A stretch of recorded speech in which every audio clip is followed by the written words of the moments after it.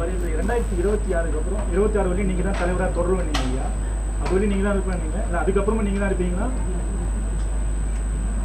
நேற்று இந்த தேர்தலுக்கு பின் வேணால் நான் கொடுக்குறேன் அப்படின்னு சொன்னேன் தலைவர் பதவியை.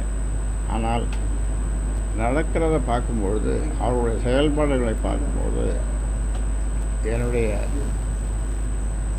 என் மூச்சுக்காற்று அடங்குற வரைக்கும் அந்த பதவியை நான் கொடுக்க மாட்டேன். அதனால் ஏன்னா நான் ஏற்கனவே சொல்லியிருக்கிறேன், நான் ஒரு நல்ல தந்தையாக, வழிகாட்டியாக இருந்திருக்கிறேன். ஆனால் இந்த மாநாட்டிற்கு பிறகு நடக்கின்ற மாநாட்டின் போதும் மாநாட்டுக்கு பிறகு நடக்கின்ற செயல்களை பார்க்கும்பொழுது எனக்கு மிக மிக வருத்தமாக இருக்கிறது.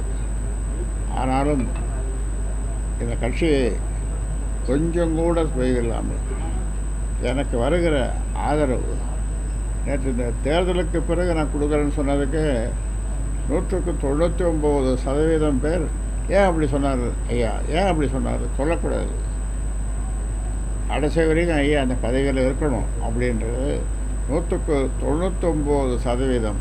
அந்த 1% அவங்க குடும்பத்துக்கு விட்டேன் அப்படி சொல்லுகிறார்கள்.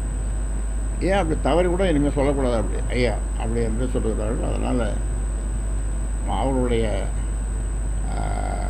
வார்த்தைக்கு ஏற்ப, அவர்களுடைய விருப்பத்துக்கு ஏற்ப இப்பொழுது நான் சொல்லுகிறேன், என்னுடைய மூச்சுக்காற்று நிற்கும் வரை அந்த பதவியில் நான் இருப்பேன். ஆனால் அதாவது என் குடும்பத்தை சேர்ந்தவர்கள் எந்த பொறுப்புக்கும் அரசியலுக்கு வரக்கூடாது என்று கட்சி ஆரம்பிக்கும்போது நான் சொன்னேன். ஆனால்